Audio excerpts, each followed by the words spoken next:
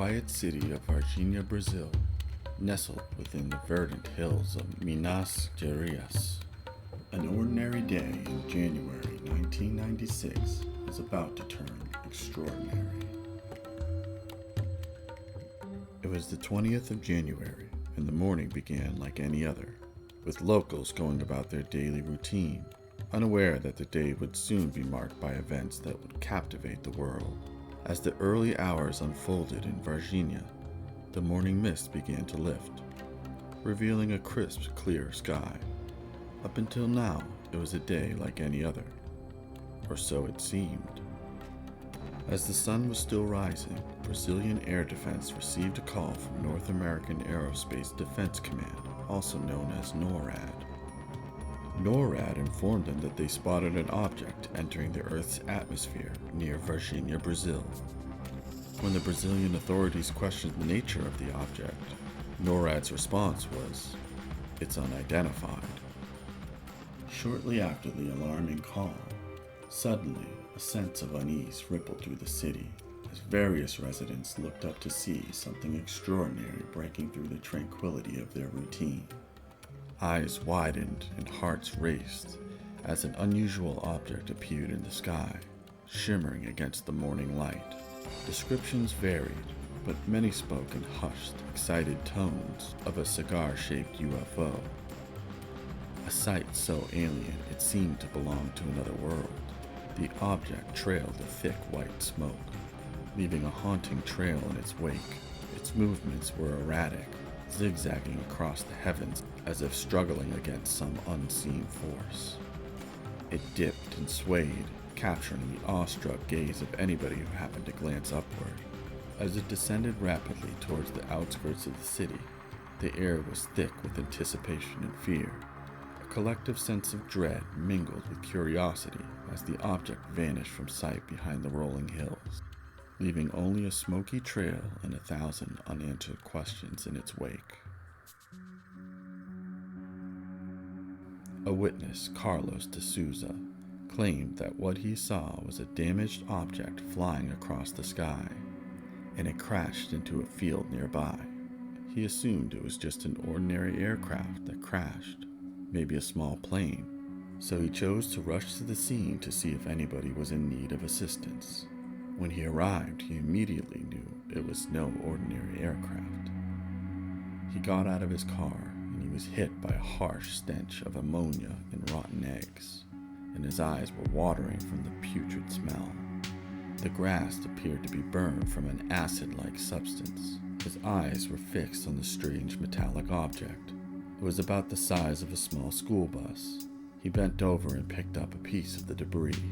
Carlos stated that it resembled aluminum foil in appearance and texture. However, when he crumbled it in his hand, it immediately sprung back to its original shape. Shortly after his inspection of the debris, the Brazilian military, ESA, arrived on the scene.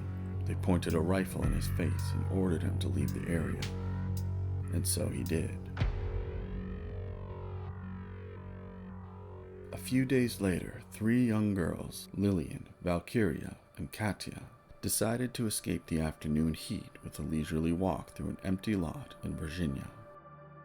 The lot, a familiar playground of the girls' childhood adventures, seemed innocent enough as they chatted and laughed, unaware of the life-altering encounter that lay ahead. Their carefree stroll was interrupted when something caught Lillian's eye. She stopped mid-sentence, her gaze fixed on a figure crouched near the wall. The other 2 girls followed her line of sight, their laughter dying in their throats, as they too beheld the creature. What stood before them was like anything they had ever seen or could have imagined in their wildest nightmares.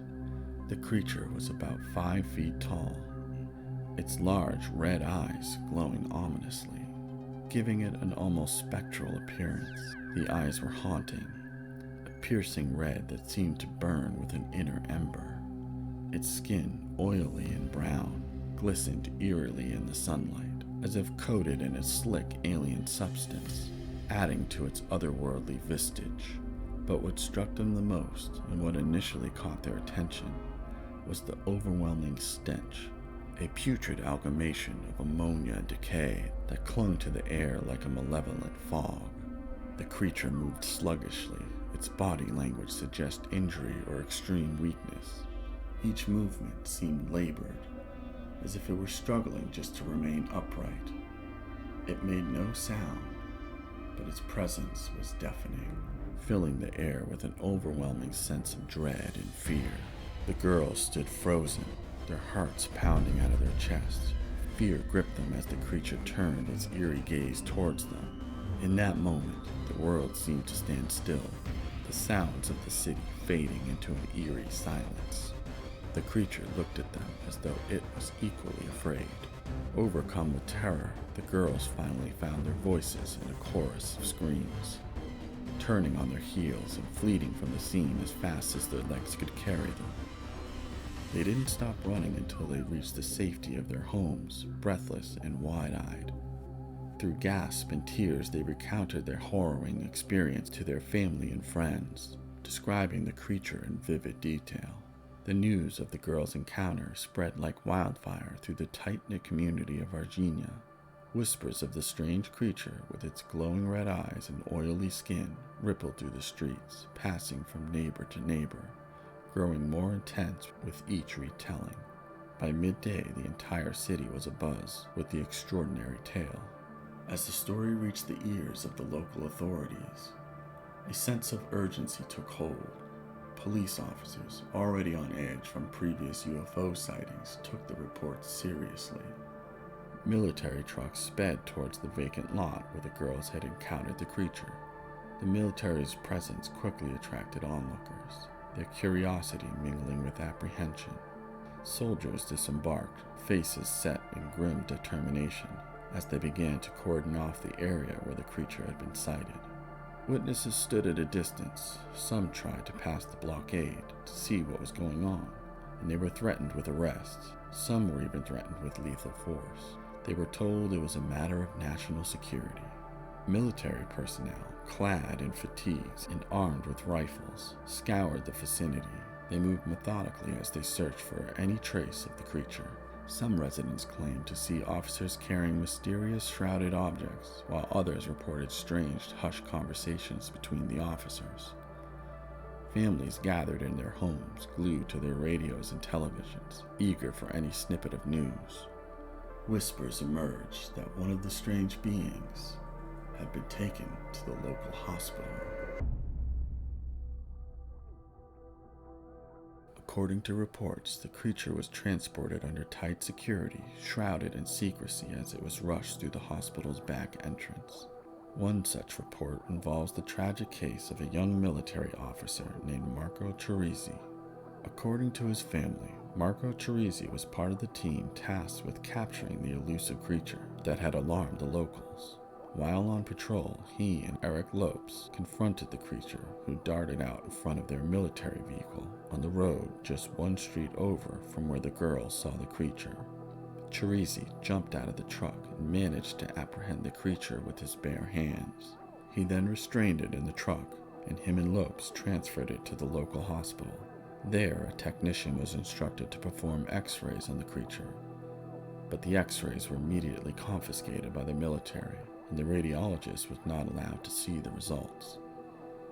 Chirizi, who had direct contact with the creature, had a strange feeling of something greasy all over his body that the doctors and nurses just couldn't wash off, along with the creature's putrid ammonia stench. Chirizi soon developed a mysterious infection that left his doctors baffled by its persistent nature. For 2 or 3 weeks, the infection only got worse, despite the aid from his doctors. Chirizi openly talked about the creature with the doctor that treated him, because he was terrified that he was going to die from the infection. He figured any bit of information he could provide might save his life. Despite the treatment, he succumbed to his illness and died a few weeks later, leaving the medical staff puzzled. One of his doctors claimed that he had never seen anything like that in his entire medical career. Chirizi's family maintained that he died due to an illness he contracted from the creature, an alien bacteria of sorts that his immune system couldn't handle. It was later discovered that a sample of his blood showed 8% of an unknown toxic substance. The military ordered that his body be buried immediately in order to prevent further infections. According to credible reports, Marco Chirizi wasn't the only person who captured a strange being on that day. On January 20th, 1996, only hours before the girls' encounter, a mere 6 miles away from the harrowing crash that D'Souza witnessed a few days earlier. Startled witnesses frantically dialed the local fire department. They described a bizarre entity lurking in the midst of the shadows of the woods nearby their house. The fire brigade soon arrived on scene. Witnesses claimed the firemen located the creature and captured it with a net.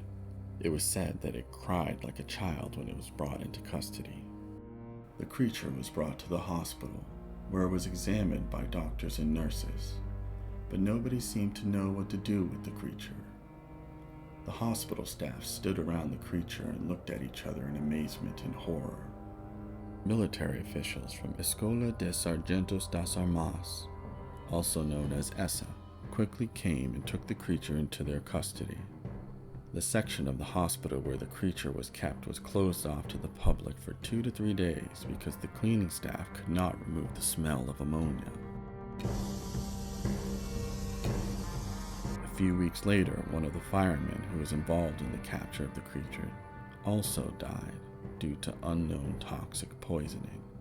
Those involved said his condition very much resembled Marco Chirizi's. 50 doctors and hospital staff were put under strict non-disclosure agreements. Some of the staff were threatened with prison if they ever spoke out about the incident. They were told it was a matter of national security. Reports suggest the Brazilian army, particularly from ESA, was involved in the transportation of the creature. From Jimenez Hospital, the creatures were moved to the ESA military base in Tres Coracoes, where it stayed for the night for further examination. This transfer was reportedly conducted under strict secrecy with significant military presence. After the initial medical examinations, it was believed that the bodies were transferred to the Espasex Army base in the city of Campinas. This move was purportedly made to facilitate detailed scientific study and autopsy. Espasex reportedly had the necessary facilities and expertise to analyze the creatures. The bodies were eventually taken by the United States Air Force.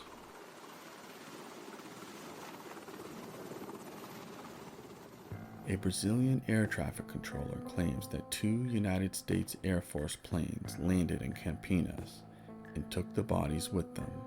Cresce mistério sobre o ET que teria aparecido em Varginha, sul de Minas Gerais. Estudiosos dos discos voadores dizem ter ouvido de militares da região que a estranha criatura foi capturada e depois levada para outro estado. The news of these reports spread quickly, leaking out from the confines of the hospital to the eager ears of the public. The combination of the military's swift and secretive response and the hospital staff's whispered accounts created a potent mix of fear and fascination. Media outlets already buzzing with their days earlier events latched onto the new developments. Journalists descended upon Varginha, hoping for a glimpse of something, anything, that could provide answers. The authorities remained tight-lipped, neither confirming or denying the reports. The secrecy surrounding the incident left room for endless speculation. The story exploded, gaining nationwide attention almost overnight. The media frenzy caught the attention of the Brazilian government, and soon official channels were abuzz with questions and demands for answers. Under the mounting pressure of public and media scrutiny, government representatives convened an emergency meeting to formulate a response. On the morning of May 8, 1996, the military base, ESA's General Lima, addressed the nation in a hastily arranged press conference. Nada temos a esconder. O comandante da escola leu nota oficial, negando toda a história, mas evitou as perguntas dos repórteres. Caso houvesse... saber o que eles estavam fazendo no dia do acontecimento? Trabalhando. Em prol do exército, em prol da nação. Isso tem como ser comprovado? Para quê? A imprensa. Por quê? Pô, porque não se quer provar os fatos? Não tem que provar. O que eu tinha a dizer foi tudo. An official inquiry led by Brazilian military concluded in 2010 that the young girls had encountered a homeless, mentally unstable man nicknamed Modino. The commander of the 24th Police Battalion presented photographs of Modino and said, "A citizen known as Mudinho, who probably has some mental disability and whose physical characteristics matched the description, make it likely that the hypothesis that this citizen, probably being dirty due to the heavy rains and seen crouching by a wall, was mistaken by the three terrified girls as a space creature." The spokesperson went on to attribute the events to a series of misunderstandings and misidentifications. According to the official explanation, the cigar-shaped object seen in the sky was likely a conventional aircraft or a weather balloon, distorted by atmospheric conditions in the imaginations of the witnesses. The head of the official inquiry also reported that the military trucks and personnel were performing routine duties on the night that they were observed. Our findings indicate that there is no evidence to support the presence of extraterrestrial beings or a crashed UFO. Despite the government's attempts to downplay the incident, their statements did little to quell the growing intrigue. Skeptics and believers alike picked apart the official narrative, pointing out inconsistencies and gaps in the explanations. Why had the military responded so quickly with such secrecy? What about the reports from the hospital staff? And why were the local witnesses adamant that what they saw was far from ordinary? The three girls also claimed that they've known Modino for years, and if it was him that they had saw, they would not have misidentified him. Questions like these persisted, fueled by the media's relentless coverage. Journalists interviewed anybody who claimed to have seen or heard anything. Their stories painted a picture that was difficult to reconcile with the government's reassurances. The more the government denied any knowledge or involvement, the more the public's curiosity and suspicion grew. Witnesses stood resolutely by their accounts, their voices unwavering in the face of skepticism and official denials. Among them, the three girls, Lillian, Valkyria, and Katya, who had stumbled upon the strange creature. The girls recounted their story to anyone who was willing to listen. However, their openness did not go unnoticed, and to some, it was gravely unappreciated. A few months later, after the girls' sighting of the strange being, on the night of April 28, 1996, at 9 in the evening while the girls were sleeping, there was a knock at the door. Their mother opened the door to find four strange men dressed in all black, standing there. One was carrying a briefcase and another a clipboard. One man said to the mother, "Tell the girls they saw nothing. The money in this briefcase can only be spent outside of Brazil." She responded, "Mister, I cannot do that. My daughters really saw something. I cannot portray them as liars or be a liar myself. I won't agree to this deal with you. Excuse me, you will get out of my house or I'll call the police." The men insisted the daughters stay quiet as their mother defended them. Eventually, they left the home. The girls' mother knew that what the girls had seen was real. Family members echoed the girls' accounts, insisting that something extraordinary had indeed happened that day. Carlos de Souza, who witnessed the UFO crash in the field, was also contacted by Men in Black. He claims that one morning he went to the gas station to get some coffee. Then two men walked up to him wearing clean, neat black suits. "Are you Mr. Carlos de Souza? Look, it would be a shame if something would The happen man seemed to know everything about his personal life and his personal relationships. Taken back by the stranger's intrusion, Carlos replied, "Who are you? How do you know that?" The man replied, Look, you didn't see anything. If someone asks, you don't know anything. If not, things are going to get very weird for you. So get out of here." De Souza remained silent for 25 years, until he spoke to James Fox in his documentary, The Moment of Contact. In the documentary, James Fox asserts that he unearthed a military driver who operated the truck during the creature's transport. a man who he cryptically labels as Military X to safeguard his identity. Fox recounts his findings during the interview with Joe Rogan, detailing the encounter. He puts it in the back seat, and they drive it to a clinic, and the doctor is like, "What the hell is that? Get it out of here. I don't know what, leave." So they went to regional hospital, and then ultimately it went to Humanitas Hospital.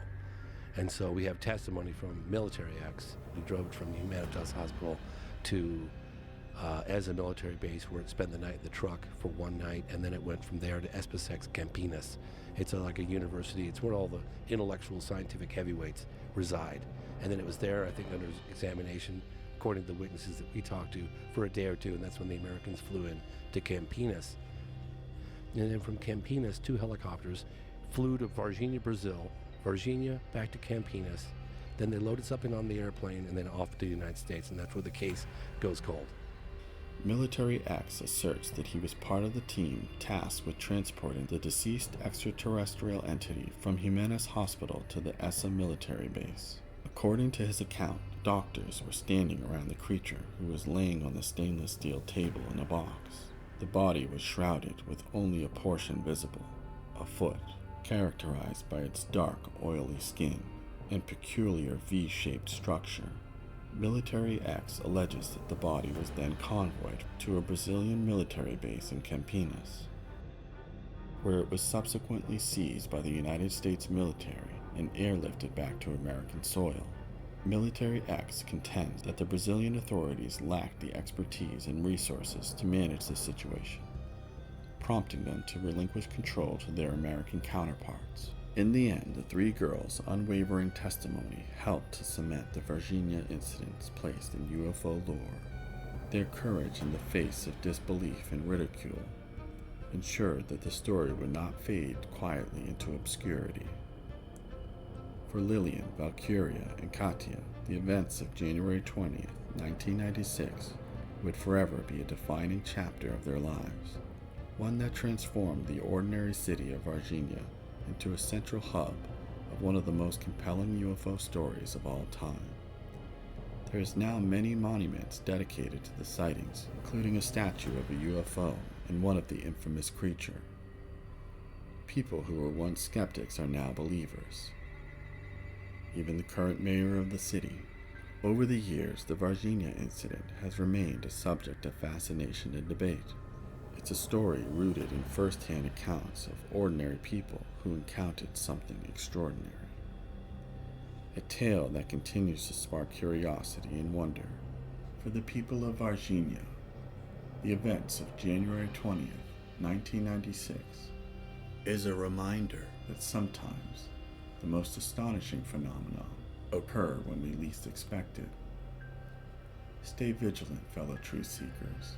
The truth is out there. End transmission.